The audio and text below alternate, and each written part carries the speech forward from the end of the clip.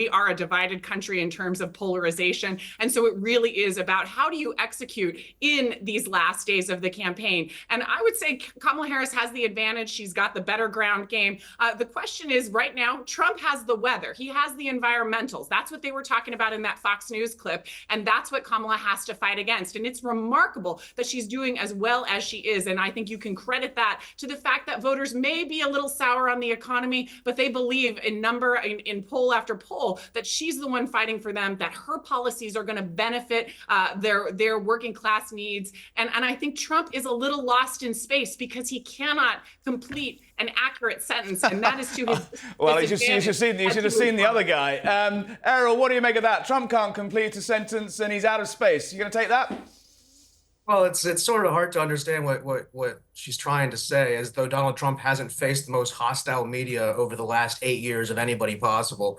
The sort of swaying on stage, there's a very obvious explanation involving other people in the room. They edited the video to make it look like he was confused up there. There's a lot of like low-level trickster stuff. In the end, the Kamala Harris campaign, they're reeling, right? The winner of debates, the winner of the election isn't the guy who's out there looking for the soundbite, looking to make this. She's had to make this offensive push because she's so far behind in the polls. She's behind in the polls. She's probably not going to win. And this is the last gasp of her campaign to try to throw something out there. She didn't do very well. But then again, it's a 50-50 election. She doesn't have to do that well. She only has to do, like you said, is to get those Nikki Haley supporters, people who don't support the Republican Party, into what it is today and see if she can win them over. If she can, it's worth it. But otherwise, I think she probably made a mistake going out there. We have nothing to lose. We're in the pole position. We think we have a good shot. And if we lose, we still live in the same world we've been forced to live in anyway. So there's no real loss for us. All the pressure is on you, your candidate, and your side of the aisle, because if you lose, we're actually going to change the country in a way that would be demonstrably different than what you are used to. And that would be shocking or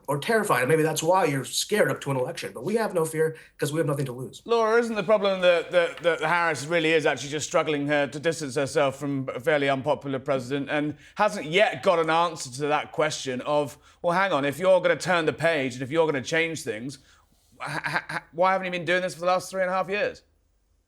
Well, I think that's a Republican line of attack, and I will say that it's a fair question. I think that we didn't get an answer to last night. That's been the Republican line of attack since day one, and she is the vice president.